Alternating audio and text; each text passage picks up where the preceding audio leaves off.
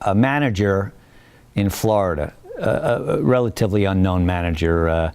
A friend of mine recommended that I get in touch with him, and this guy did his homework, and he saw my 8 minutes on YouTube, and he kind of flipped out, and it was somebody who just got me, and we had a meeting, and he said, this belongs in a theater. So he got me 3 weeks in a theater in Florida, which turned into 4 months, at some point during which the owner of the theater called these two producers.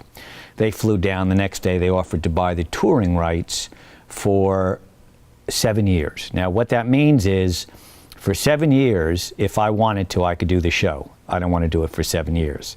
I'd rather jump off some pier. But I can do it for 3 years, and then they can hire somebody, if I approve, to play me. That's done all the time, all over the country. But I think it's going to go to New York. In fact, I don't think, I'm going to say I know it is, because there are steps being taken.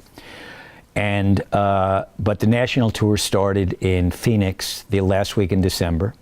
I did 6 weeks there, then I've done Maryland, and now I'm here in Arlington, and then I go right from Arlington for the whole summer to San Diego, to the Lyceum Theater in San Diego, and then to Thousand Oaks, which is a beautiful area of California near Calabasas in Malibu, for 4 weeks.